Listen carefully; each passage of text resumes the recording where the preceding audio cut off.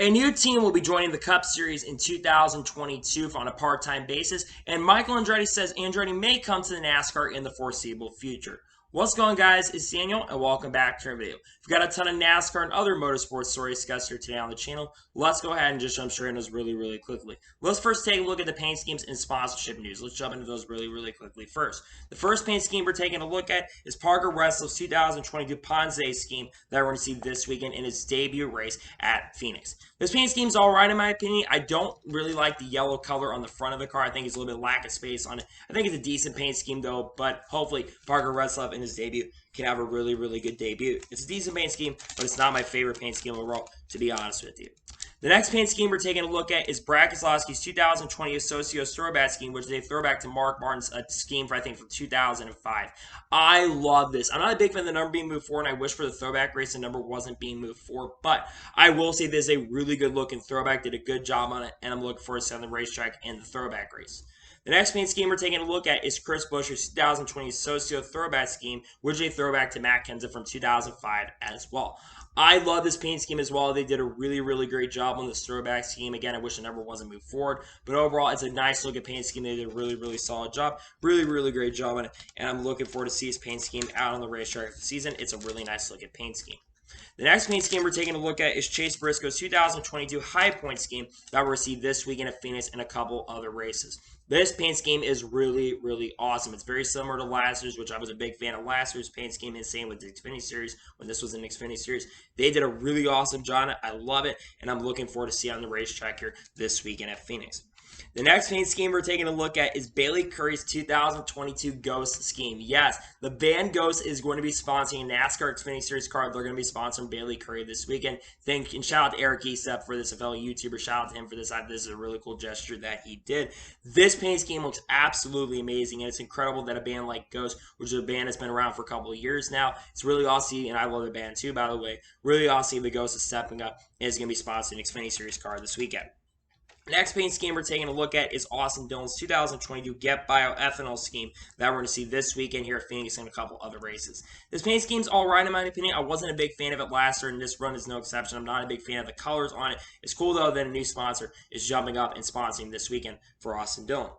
The next paint scheme we're taking a look at is Brandon Brown's 2022 Zero FG Energy scheme that we're seeing this weekend at Phoenix. This scheme is a little bit shady, and also the sponsor might be a little bit shady because no one's really heard of this company before. It's good though that Brandon Brown has another sponsor. I'm not overall the biggest fan of this scheme, but it's good to see a new company's in. Will they be able to pay the team though? That's a big question at the moment.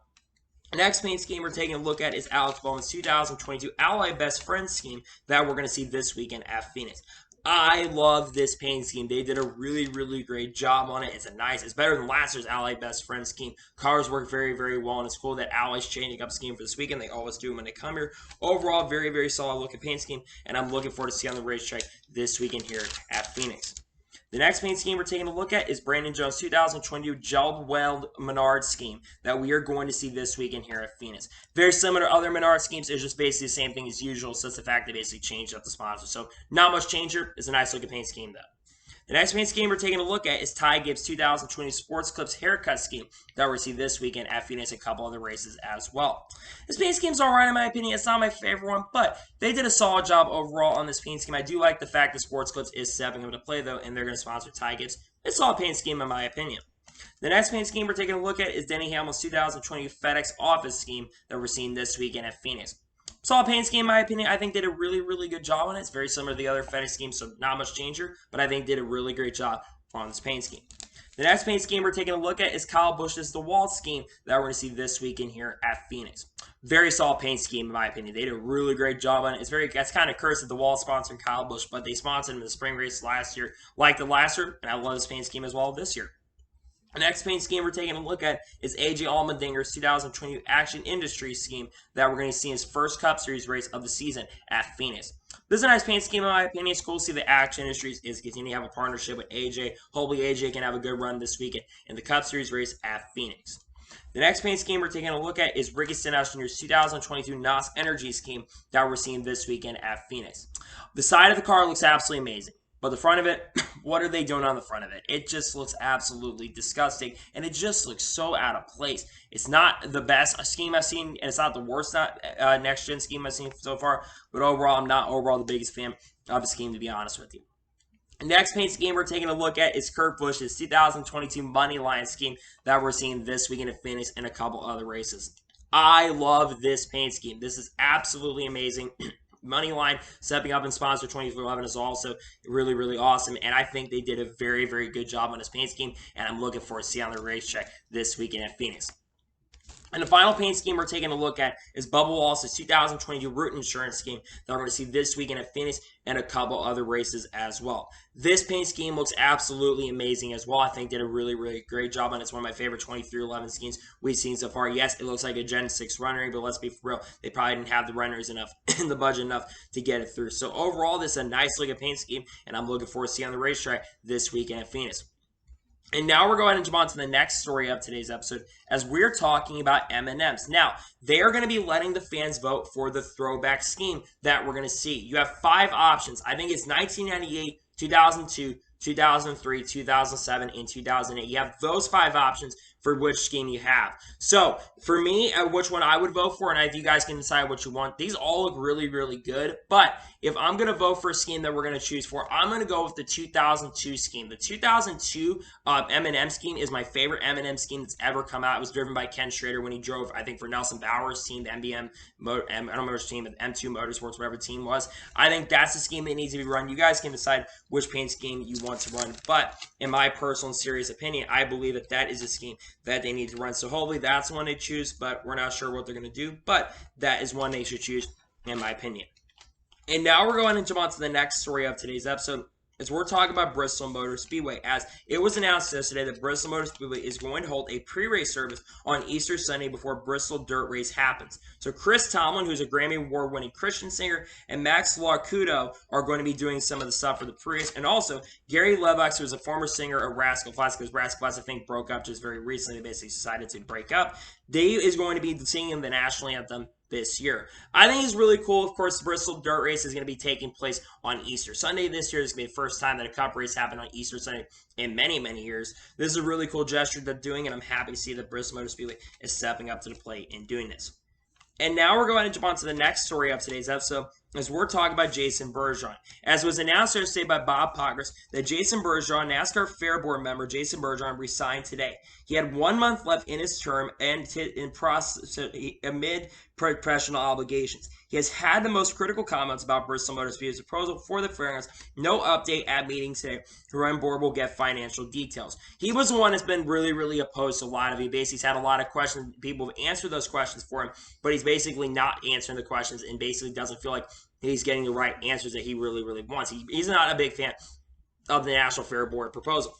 To me, though, I think I understand where Jason's come from at the same time. I really didn't at the same time. So I hope whoever comes in and takes over for him, I hope they are a fan of the Bristol Motor Speedway proposal, because they get a 4-0 proposal. We're in a really, really good shape. We were 3-1. It's most likely going to happen, but we're still going to have some. We're still kind of waiting on how long that's going to take. But I do think long term it will happen. I don't know exactly when it will happen, but I do think long term it's going to happen. So hopefully it will, and that's what we're hoping is we will see this proposal get through. And now we're going to jump on to the next story of today's episode, as we're talking about the Jeff Gluck poll once again. Now, Jeff Gluck always does a poll every week after every single NASCAR Cup Series race, and this is what he stated in the poll. This week's poll got a 90.4%, which is the highest rated Vegas race, and I think it was 17th out of the 228 polls he's done. I think it was number 17, but it was the highest rated Vegas poll. I'm not going to lie, I kind of expected that number to be a little bit higher, but I think a lot of it is the salty Kyle Busch fans and probably some salty Kyle Larson fans, because Kyle Larson did not win a race. If you told me, and people, this is one thing I want to say, is this race was absolutely amazing. If you told me that that race was going to be bad, I was kind of intrigued to see how the race is going to go. But that race was so fun to watch. And I'm surprised the number is a little bit lower than it was, because I think anyone who voted no, you really don't really have a good opinion. If you thought that race is actually legitimately bad, you're watching the wrong sport, in my opinion. So overall, that's the Jeff Gluck poll, and it's a nice looking poll, to be honest with you. And now we're going to jump on to the next story of today's episode, as we're going to unfortunately take this episode to a sour note. So, yesterday morning, there was a very, very, very bad wreck on the highway in Longview, Texas. 2 trucks were involved, 2 haulers were involved, well, not 2 hours, but 2 semi-trucks were involved in a very, very scary crash, including the DJR Racing hauler. And they were involved in, like I said, a very, very scary accident. Well, it was a very deadly crash, and unfortunately, Steven Sotzi was the co-driver of the DJR Racing hauler. He unfortunately passed away in that really, really scary accident. And first thing I want to say is my prayers and condolences go out to Jackson and his family and Steven Sotz's family. My prayers also go out to the DJR Racing camp. And man, we would take a lot of these hauler drivers for granted. If it wasn't for the hauler drivers transporting these cars, we wouldn't have cars in the racetrack. Yes, of course, you have mechanics to the shop, but if it wasn't for the hauler drivers transporting these cars, we wouldn't have it. So we take these guys for granted, and they have one of the toughest jobs out there, and they work on the clock 24/7. So, like I said, my prayers and condolences go out to the family of Jackson Sotz at this time, and it's a very sad day for the sport, and really, really unfortunate what has happened.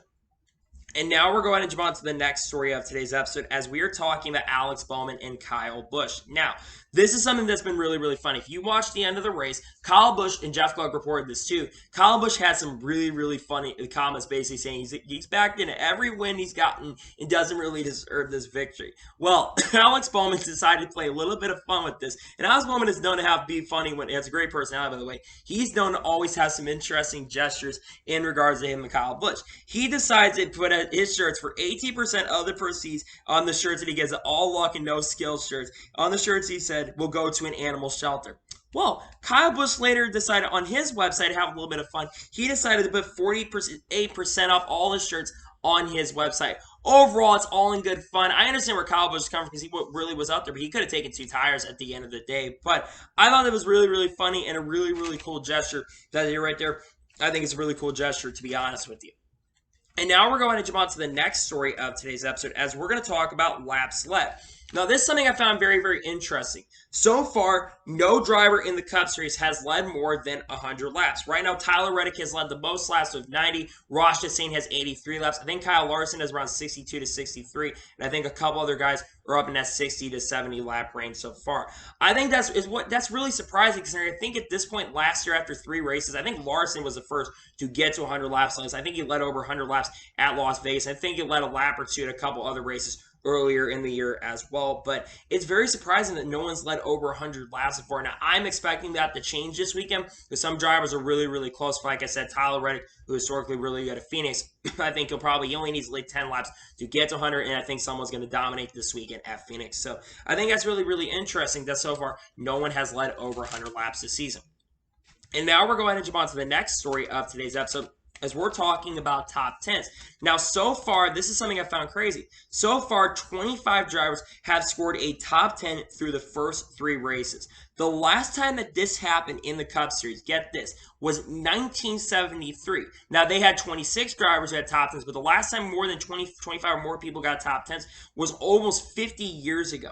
That's absolutely insane. I think what that really shows right now is that there is a lot of parity in NASCAR currently at the moment, and the parity in our sport is really, really big at the moment. So the fact that almost everyone's gotten a top 10 in that I think is absolutely nuts and absolutely crazy. So overall, pretty crazy story for sure, and interesting that many people have scored top 10s through this point of the season. And now we're going to jump on to the next story of today's episode, as we're talking about Nick Sanchez. Now, it's Nick Sanchez being interviewed by Casey Campbell, and he says he's planning to run at least 4 to 5 races at Beach Club Motorsports, but it could be more races that he's going to run.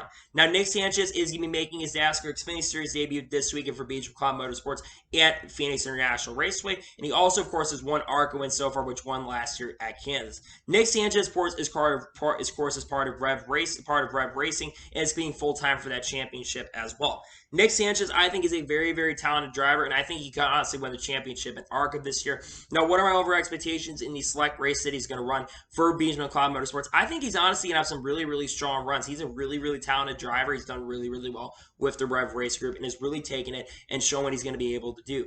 Overall, very excited to see what Nick Sanchez can do, and hopefully he will come in here and do really, really well. I'm excited to see what he can do, and good luck to Nick Sanchez this weekend here at Phoenix.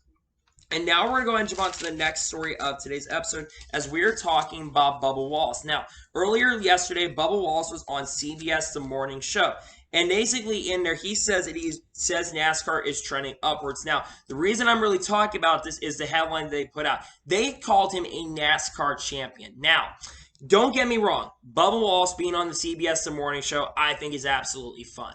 But if you're going to put out a headline, make sure that you at least have legitimate credibility around it. Bubba Wallace has a couple wins. He has one Cup Series victory at Talladega last year.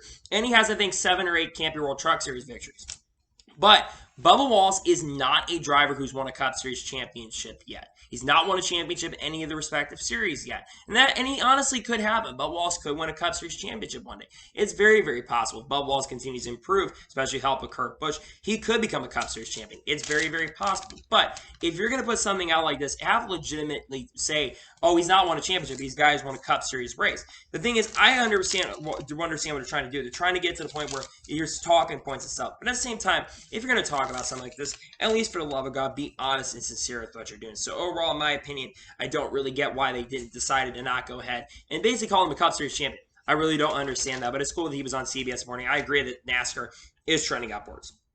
And now we're going to jump on to the next story of today's episode, as we're talking about Derek Krauss. As Derek Krauss is going to drive the 19 for Bill McAnally Racing in the ARC race this weekend at Phoenix International Raceway. Derek Krauss, of course, has been part of the Bill McAnally Race Group for many years now, really since around 2017 and 2018, and currently drives them in the NASCAR Camping World Truck Series, where he's been hit or miss so far in the couple seasons that he has ran. I think he's running this event to get a little bit more experience. Now, of course, the Truck Series is not racing this weekend, so I'm very intrigued to see what Derek Krauss is going to do this weekend with Bill McAnally Racing. I think he's got a shot to win since he's got a lot of experience. I think he's one of the favorites to win. I think he could honestly win the ARC race this weekend at Phoenix. And now we're going to jump on to the next story of today's episode, as we're talking about Josh Berry. As Josh Berry is going to drive the 17 for Steve McCohen's team at Phoenix International Raceway. Now, of course, Josh Berry currently drives for Junior Motorsports with 2 career series wins so far in the NASCAR Xfinity Series, with a lot of success so far. Now, Josh Berry, I believe, does have a couple ARCA starts in his career so far, and he's going to have a really good opportunity, I think, to compete for the victory. With that Xfinity Series experience, how good he is at these shorter types of tracks, I think he's going to have a really good shot to compete against guys like Derek Krauss and Cole Moore and those guys. I think he'll be a good competitor, and I think that we'll see Josh Berry compete overall for a chance to win. I think he's got a really good chance to win this weekend here at Phoenix in the ARCA race. And now we're going to jump on to the next story of today's episode, as we're talking about Reese Hazen. As Reese Hazen is going to drive the 33 for Ram Brothers Racing this weekend at Phoenix. Reese Hazen, of course, drives for the 27 for Team Hayes, where he's also expecting to make his debut in the Cup Series at COTA. But he also, of course, made his Truck Series debut for this team for Ram Brothers Racing. Now, overall, this team, of course, is going to have to qualify since they withdrew from this past weekend in Vegas. They're going to have to qualify their way in. There's 4 cars that are going to have to get their way into the event. I do think Reese has a decent shot at making it because he does have a start here, but they're going to have to hopefully have some good pace. He came really, really close to making it with Will Rogers the last time we were Auto Club. So hopefully Reese Hazen can make the show. He's going to have to qualify in. If he does, I think he'll be able to have a decent run this weekend here at Phoenix. And now we're going to jump on to the next story of today's episode, as we're talking about Jeffrey Earnhardt. As Jeffrey Earnhardt is going to drive the 35 for Emerling Gase Racing this weekend at Phoenix. Now, Jeffrey Earnhardt, of course, is the son of Kerry Earnhardt. He's also racing the NASCAR Xfinity Series for a couple years now, and of course, has driven for the last couple races for Sam Hunt Racing and getting a little more experience under his belt in that number 35 car. This car really isn't that fast, but I think they're trying to get someone experience to see where the team is in their program. I think Jeffrey's a good person to really get, especially if you're trying to evaluate your program and see where your program is. Overall, I hope Jeffrey comes in here, does really, really well, because it's going to have some high expectations, and hopefully he can come in here and do really, really well with Emerling Gase Racing. And now we're going to jump on to the next story of today's episode, as we're talking about Ryan Ellis. As Ryan Ellis is going to drive the 44 for Alpha Prime Racing this weekend at Phoenix. Now, originally, Howie DeSavino was supposed to make his debut in the 44 car, but the reason they put Ryan Ellis in the car is because Ryan Ellis got a top 15 finish with this team.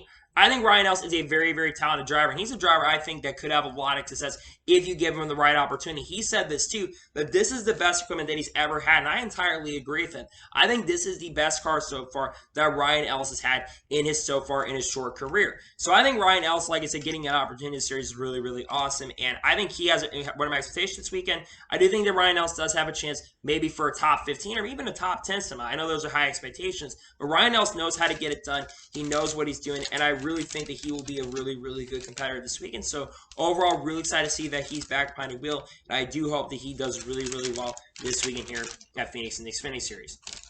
And now we're going to jump on to the next story of today's episode as we're talking about Front Row Motorsports. As Bob Poggers reported this yesterday, that Front Row Motorsports has appealed the Zane Smith disqualification from Vegas over the threading of lug nuts. All race DQs are expedited appeals, so we think it will be heard this week and most likely announced if they will get a reject, basically will get the position back or not. Of course, for those who don't know, Zane Smith was disqualified after the NASCAR Camp World Truck Series after initially finishing second and was on the verge of winning his second straight Truck Series race. He got beat by Chandler Smith at the end of the day, the other Smith. Now, they have a right. Again, it's nothing to do with the lug nut disqualification. Of course, for Joe Grab Jr., they're not going to appeal because, again, I don't like the appeal for that. But they're going to try and appeal so they can go ahead and maybe get the DQ revealed. Now, we saw Noah Gragson do this. He actually got revoked, basically got the penalty, was rejected, and decided basically gave him all the points back and stuff that he had lost. I think this is a great decision for them to try to appeal it. I think it's a great call, and we're probably going to know most likely. I think it's a good idea to try to cause, again, if threading the lug nuts really doesn't have an effect. I mean, it may have an effect on your pit stops. It really isn't going to have an effect on your speed. So if it was like something with the speed of the car and stuff, I'd understand. But I think it's a good idea that they're going ahead and appealing the call, and hopefully we'll hear more about it soon. We're most likely going to hear about the penalties really, really soon, and we'll find out more about those penalties in the near future, probably most likely this week here in the coming weeks.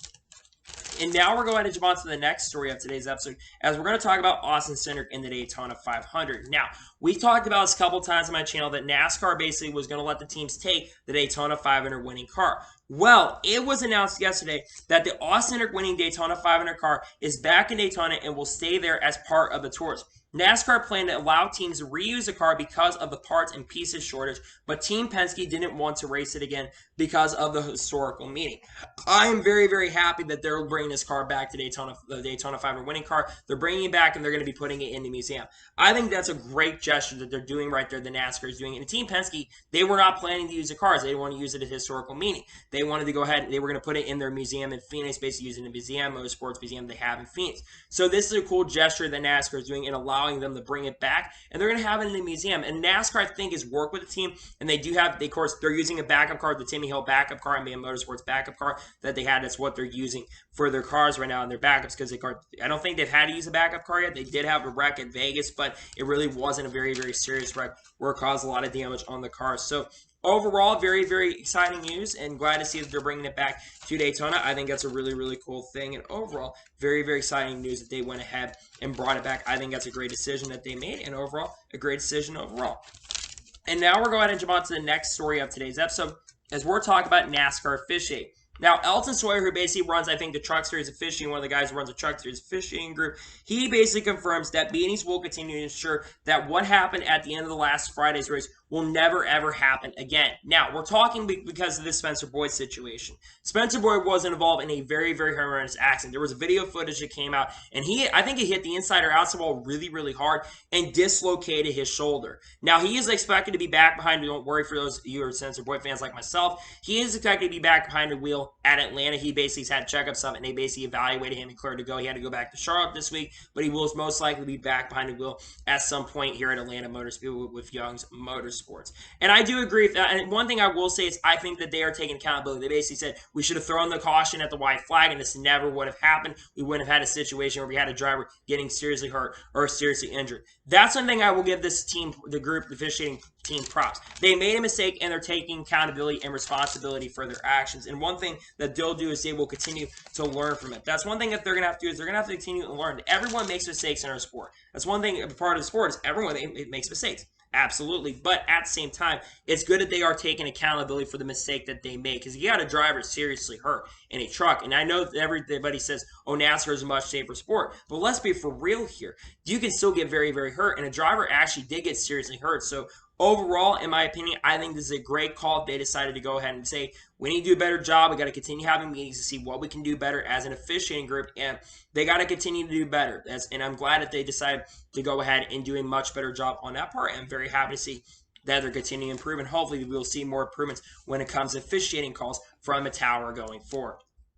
And now we're going to go ahead and jump on to the next story of today's episode, as we're talking about Tyler Reddick. Now, Tyler Reddick was on Sirius XM NASCAR radio on Monday afternoon, and he says that his leg numbness got worse yesterday. They thought they had it fixed after Fontana, but instead both of his legs last feeling at Vegas. He'll need to feel the brake pedal for Phoenix.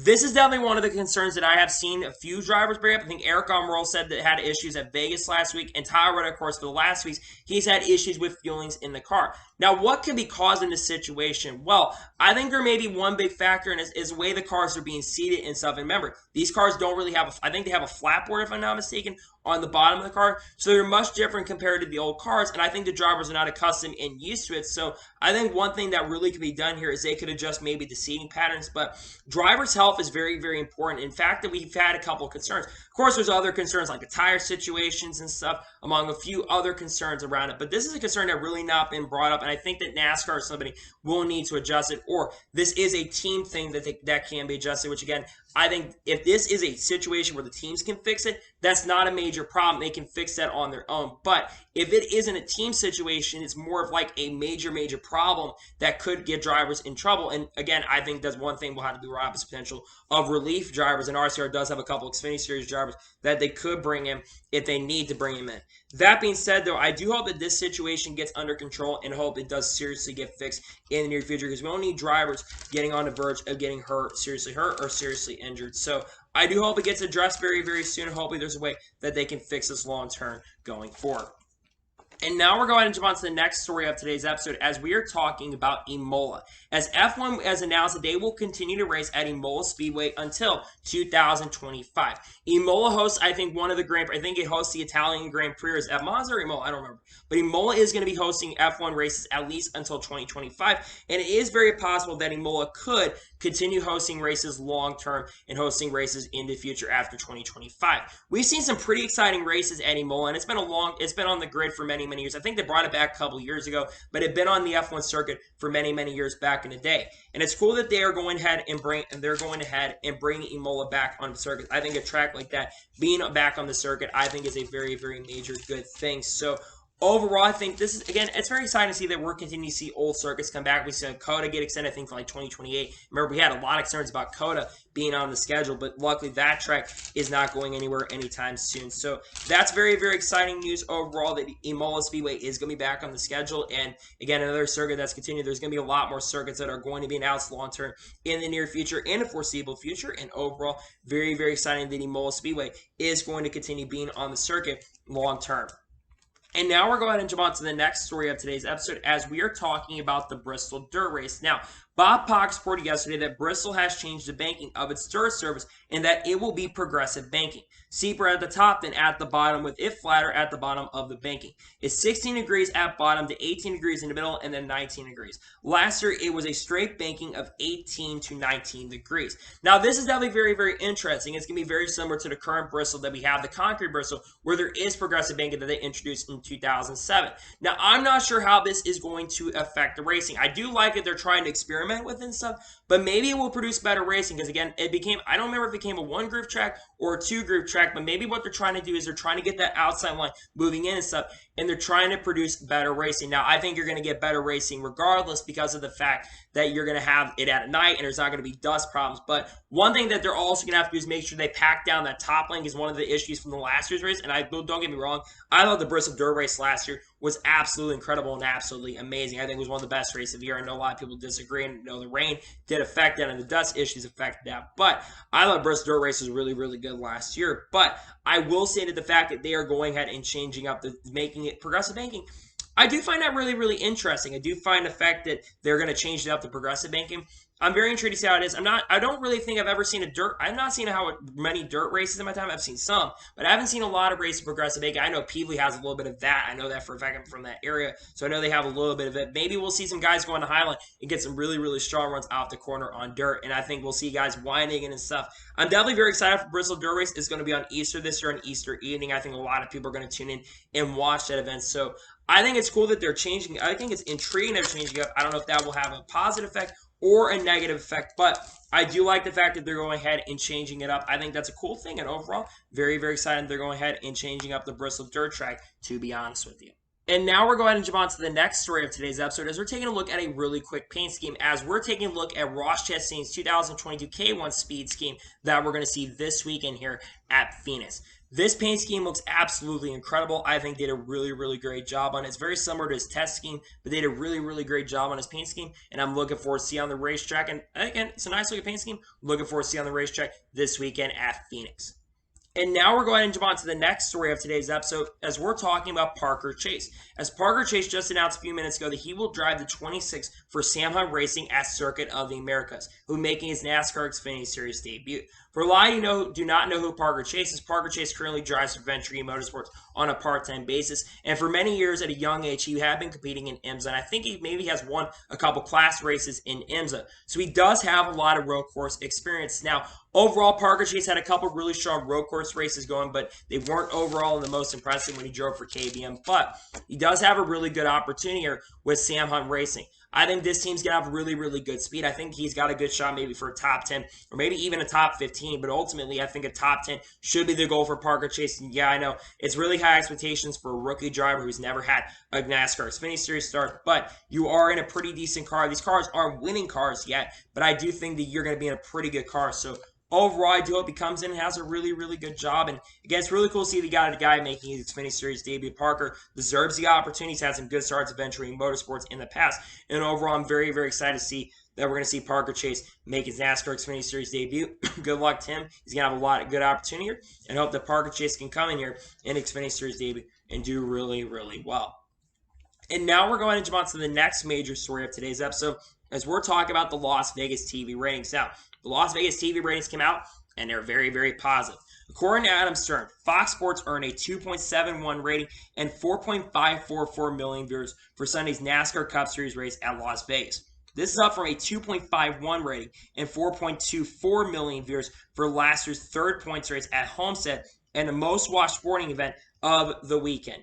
There's no negatives to this one. This is a positive. If you want to take a look at the 18 to 49 demographic, we're at 54,000 more viewers than last week's race at Auto Club. This is huge. The fact that the ratings for the second time in the last 4 races have been up is really huge. And this is a major positive. And you can't really take any negatives into these TV ratings. Now, of course, you want those numbers a little bit higher. You would definitely like to have in the 5 to 6 million range. But let's be for real, those numbers are not really realistic nowadays. The fact that the ratings are up to 4.544 million or over 4.5 million viewers for a race in Las Vegas and I think there's a lot of factors. Number one, I think a lot more people watching. I do think there was a little bit more marketing. Vegas is a track that seems to get a lot of ratings. Look at the 2020 race where that got 5.5 million viewers. And I think Vegas is a track that is really well known to the public. Of course, they have the EDC concert and a lot of younger fans and a lot of people know what EDC is, and they have that EDC event in the Las Vegas area as well. A lot of people know the track. But also the markets as well. You look at the big markets like Vegas has a lot of people who are going to tune in the race who can't go to the track. And by the way, that crowd in Vegas, by the way,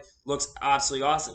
And like I think another big thing is NASCAR is on an upward trend, and I think a lot more people are watching. You know why? I think a lot of that is because of the fact that the racing for the first 4 races has been absolutely banger. We have 4 straight races of killer racing. Probably, if you want to count last year's Phoenix race too, last like 6 or 7 races have been absolutely bangers and absolutely killer races. Even, I know those were last year, but still, the racing has been absolutely amazing for the last 4 weeks, and we've seen great racing, and I think that's going to continue. I think Phoenix is going to put on a good show, and of course, the car is amazing. Now, of course, the car isn't going to be perfect, and there's going to be major issues that we've already discussed in here on the channel, but I do really love the fact of what we've seen so far, and the fact that the ratings, like I said, are up as high as they are. They went up a huge chunk from last year. I think they went up like 10 or like 8 or 9% or something. I don't know exactly what the percentages, but the fact that the ratings are up as much for the Las Vegas race, I think are absolutely amazing. And I'm telling you, NASCAR is on an upward trend. If we continue to promote, again, it's one thing I want to say. You got to continue to promote these races out to the public and out to the fans, because if people see that the racing is good,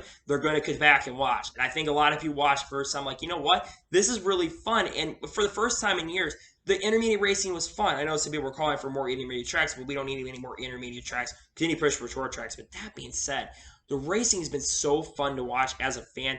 I've been absolutely enjoying it, and I'm so excited to see what lies in the future. So I've really enjoyed it. It was great racing, and I think the ratings are absolutely killer, to be real with you. And now we're going to jump on to the next story of today's episode as we are talking about the SRX. As the SRX announced on Monday evening that Ryan Blaney and Dave Blaney are going to be competing in the SRX season finale race at Sharon Speedway. This should not be a surprise. Sharon Speedway is owned by Dave Blaney, and Ryan Blaney, of course, is a son of Dave Blaney. Ryan Blaney becomes the first full-time NASCAR Cup Series driver currently at the moment to compete in this event and becomes the second at the Cup Series driver along with Gray Biffle, who is competing in the SRX this season. I think it could be both these guys to be the guys who are going to be up front. Look at the time we were at National when Chase and Bill were there. Both those guys were the two fastest cars, and no one really could touch until the end of the race. They were two cars that were extremely dominant, and we thought Bill Elliott was going to win. And not Chase Elliott was going to win. But it became that we saw that. So I expect that both Ryan and Dave are going to be fast at Sharon. But again, Ryan Blaney does have a little bit of that dirt experience. And Dave Blaney, of course, is a really good dirt racer. I know a lot of people are not going to enjoy that. I feel like people think, oh, it's going to be fixed. But let's be real. They're probably going to give those two the fastest cars. And I think that Ryan Blaney will have a shot to compete. I think Ryan's actually going to win over Dave. I know Dave's a great dirt racer. But I think Ryan Blaney's actually going to win that race at Sharon. I really think he is. I think it's going to be one of the Blaneys that's going to win. But like I said, the driver lineup they've got this year for the SRX. You've got Ryan Blaney and Dave Blaney. You got Tony Stewart, Matt Kenseth, Haley Deegan, Joseph Newgarden this year in the series. Two Team Penske drivers. You've got Paul Tracy, Michael Waltrip, Julio Castroneves, Ernie Francis Jr., Ryan Hunter-Reay, and more drivers and likely going to be announced. There's talk that Robert Wickens could get into the series. I'm not kidding. There's talk that Robert Wickens right now could race in the SRX. And what other drivers looking at? I guarantee you that there are other drivers that they're looking at that they're trying to get into the series. They have a long list of drivers that were on the pipeline they're trying to get in this year. You've got a lot of returning faces this year, but you've also got a lot of other new faces coming into sport this year. So overall, I'm very, very excited for the SRX future. The SRX has a really, really bright future currently at the moment, and the fact that the SRX is able to not only get Ryan, but Dave Blaney as well in the series, I think is absolutely amazing, and I think both those guys are going to compete overall for the victory in the SRX. Really cool gesture, in my opinion. I think it's really, really exciting news, to be honest with you.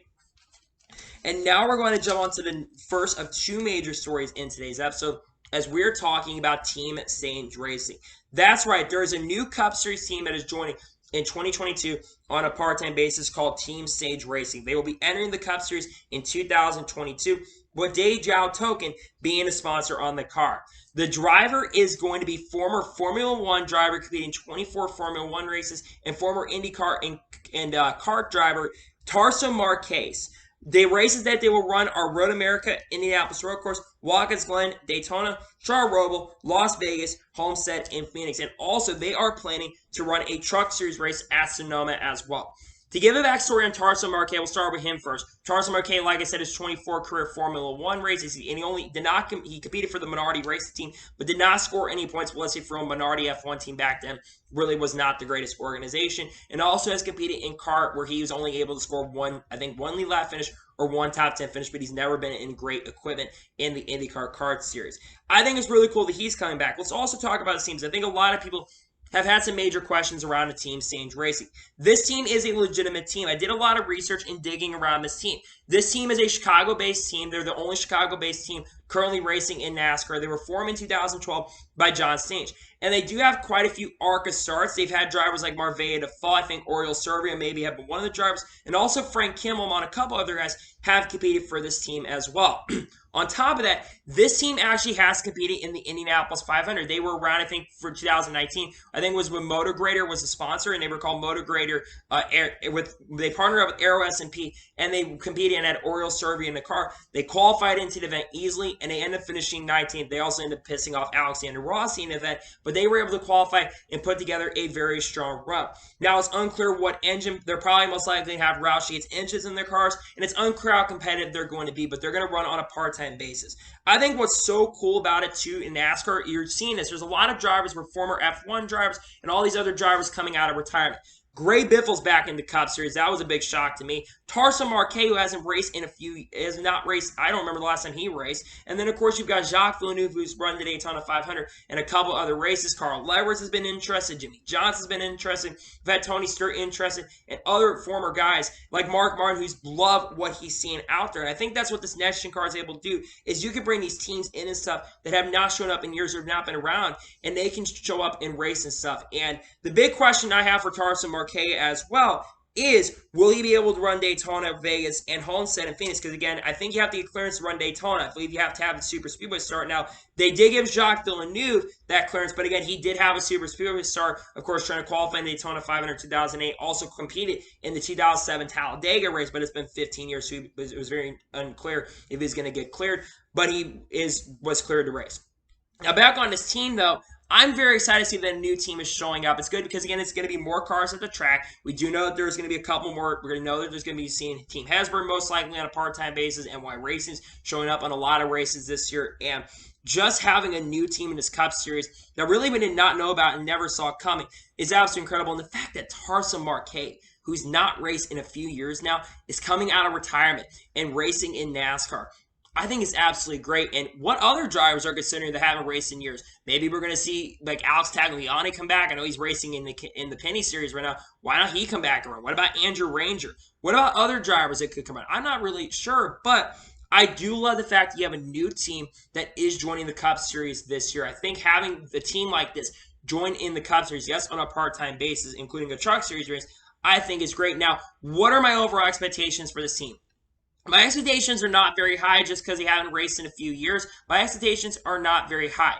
But I do think Tarsa is a decent driver, so maybe they'll get a top 25 or top 30 every once in a while in those select races, but I'm not expecting to be very competitive. And they're probably going to have to qualify in some of these races because, again, they don't have any owner's points to back them up because since their debuts not till the July 4th weekend. But like I mentioned here, this is so cool that a new team is showing up that no one really saw coming. Again, I have talked to people, no one really knew what was going on. No one knew where they were coming from. So I think this is a major, major stepping ground, and the fact that Team Stange Racing is joining the Cup Series is absolutely amazing, absolutely incredible, and congrats to them, and glad to see that Team Stange Racing is joining up into the NASCAR Cup Series here in 2022. Glad to see they're joining, and I hope, and again, I really hope they do really, really well, and it's cool to see you've not only got former IndyCar drivers and former F1 drivers coming, but you've got former drivers racing NASCAR in the past, making returns over the years as well. Congratulations, team, and I'm glad to see they're joining the NASCAR Cup Series in 2022 on a part-time basis.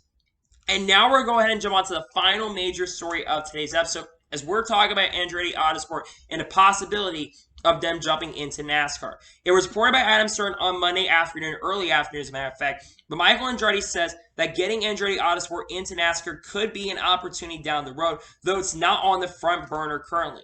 He says, I always keep the door open. It's the #1 auto racing sport in the U.S., so it would be nice one day. Now, there actually is a backstory around Andretti Autosport. Andretti Autosport back in 2012, I think 2012 or 2013, they were actually looking to enter NASCAR, and they were looking to continue working with Dodge. Remember, Dodge left NASCAR after 2012, but they had a prototype that was ready to go in 2013, and they had two drivers in mind. First one was Kurt Busch, and Kurt Busch is the one I knew, and that's why Kurt Busch actually competed in 2014 in the Indy 500 with Andretti, because they were going to have a deal where Kurt Busch was going to drive for the team in 2013.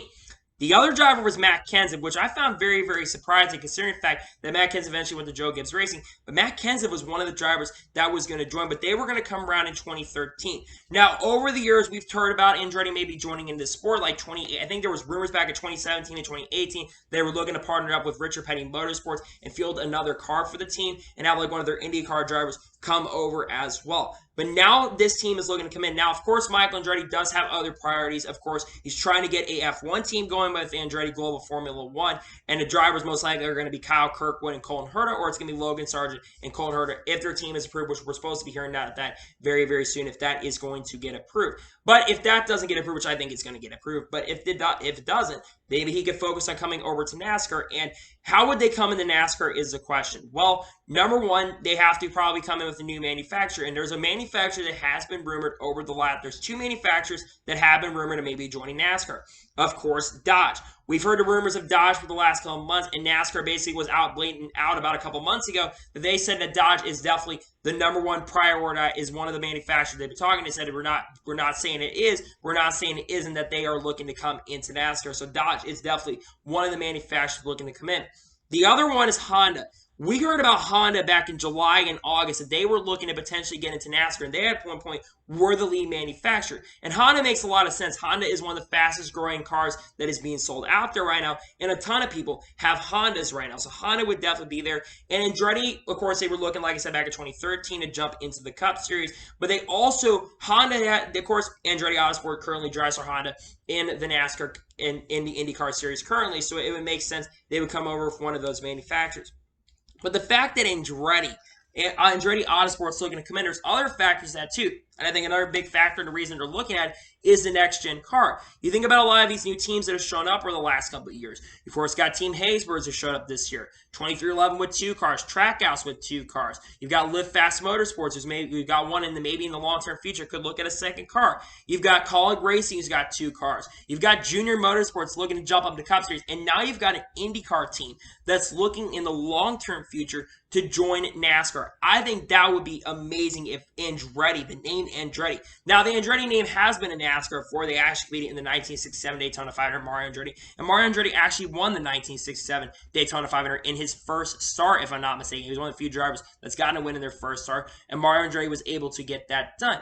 And what I find so crazy is the fact that Andretti Autosports in all these other factors, in other series. They're in the Extreme E Series. They're in the Formula E Series with a couple of drivers, including Oliver Askew, who is a reserve driver for the Andretti IndyCar team. So I really do hope that Andretti does join the Cup Series. I really, really do. And I hope they join NASCAR long term. I think the name Andretti being in NASCAR would be so fun to have. And again, I think if they're going to come in, they're going to come with a new manufacturer. Because it's going to be a couple years that they're going to have to develop their stuff. It's going to take time. And of course, right now is not the time. I don't think right now would be the time to join NASCAR just because of the parts shortage and stuff. And there's a lot of teams that are not running. But I do hope that they come. And another big question is, if they were to come, what drivers could they get? They could bring some of their IndyCar guys over, like an Alexander Rossi. Alexander Rossi is one guy from IndyCar that I would love to see come over and run some NASCAR races. I really, really like to see him, because Alexander Rossi is a driver who's ran in all other disciplines. He's driven in IMSA and also is a very successful IndyCar driver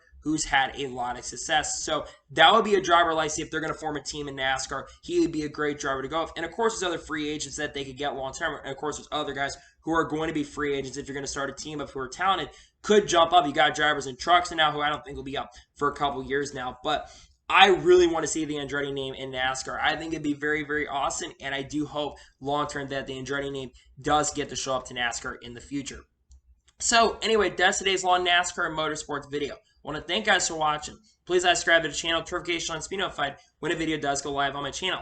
Follow me Twitter, Facebook, and Instagram, and support me on page as well. Let's get your below over that and comment your thoughts on today's video. What are your thoughts about the potential of Andretti joining NASCAR? Do you think they will or not? Let me know in the comments below. And what are your thoughts about Team Stange Racing joining the Cup Series? Do you think they will be very competitive or not? Let me know in the comments below.